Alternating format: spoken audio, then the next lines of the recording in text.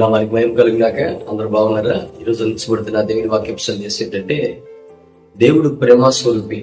యోహాను రాసిన మొదటి పత్రిక 4:8 చూసినట్లయితే ఇక్కడ దేవుని అద్భుతమైన ప్రేమ మనకు కనబడుతుంది. దేవుడు ప్రేమ స్వరూపి, ప్రేమ లేని వాడు దేవుని ఎరగని వాడు.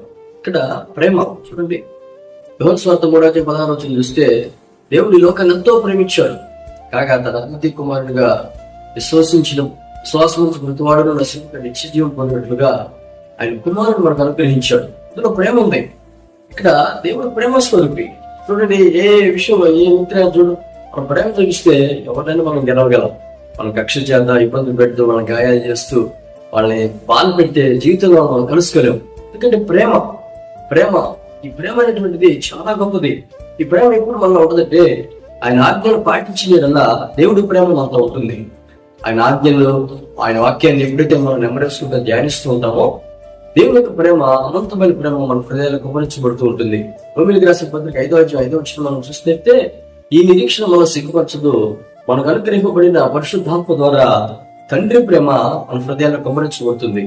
దేవుని ప్రేమ మన దగ్గర ఉన్నప్పుడు మనం అనేక మందిని ప్రేమిస్తాం, ఆదరిస్తాం, కన్నీళ్లు దురుస్తాం, ఆయన కోసం అనేక దిక్కులు ప్రయాణం చేస్తాం, అనేక మందిని ఆదరిస్తాం.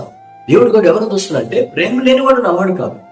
బైబిల్ పట్టుకున్నాక ఎంత దుర్మార్గురాలైనా దైవ వ్యతిరేకమైన మనిషి అయినా దేవుడు నీలోకి వచ్చినాక ప్రేమ చూపించాలి. తల్లిదండ్రుల దగ్గరైనా, పిల్లల దగ్గరైనా, సేవకుల దగ్గరైనా, సంఘస్థుల దగ్గరైనా, ఆత్మీయుల దగ్గరికైనా, ఇరుగు పొరుగు వారి మధ్యలో జనుల దగ్గరికైనా ప్రేమించాలి. దేవుని చేత ప్రేమింపబడిన మనము ఆ ప్రేమను ఇతరులకు చూపించాలి. అందుకే ఈ నిరీక్షణ సిగ్గుపరచబడదు.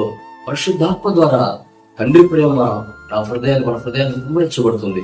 ఆ ప్రేమకు ఎప్పుడైతే మనం వారసులు ఉంటామో, ప్రేమ చేత, కక్ష చేత ఏం చేయలేం, కానీ ప్రేమ చేత సమస్తాన్ని గెలవగలం. ప్రేమ చేత ఆయన మనం అందరం ప్రేమించి ఆ కల్వరి వెక్కి మనందరం ప్రేమించడం ద్వారా ఆ ప్రేమ ఎంత ఇప్పుడు ఈరోజు మనం అనిపిస్తున్నాం. విశ్వసిస్తున్న వారి ప్రేమ, సిలువ ప్రేమ, కల్వరి ప్రేమ, త్యాగపూర్తిమైన ప్రేమ, దాన్ని అంతా కూడా మన హృదయంలో తను పోసుకొని ఇటీవల ప్రేమిద్దాం, సంఘర్షణలో ప్రేమిద్దాం, సమాజంలో వ్యక్తులు ప్రేమిద్దాం, దేశంలో ఉన్న ప్రజలు ప్రేమిద్దాం, ఆయా రాష్ట్రాల్లో ఉన్న ప్రజలు ప్రేమిద్దాం.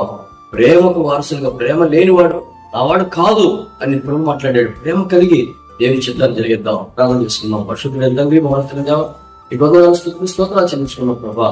దేవుడు ప్రేమ స్వరూపి, ఆయన లోకాన్ని ఎంతో ప్రేమిస్తున్నాడు. మేము కూడా ఆయన ప్రేమ లేనివాడు నావాడు కాదు అంటున్నావు. మేము ప్రేమ కలిగి సత్యం చెబుతూ అన్ని విషయాల్లో నీకోసం సాక్షి నిలబడి అనుగ్రహించుకొని యేసు నామములో ప్రార్థిస్తున్నాం తండ్రి. ఆమేన్. God bless all.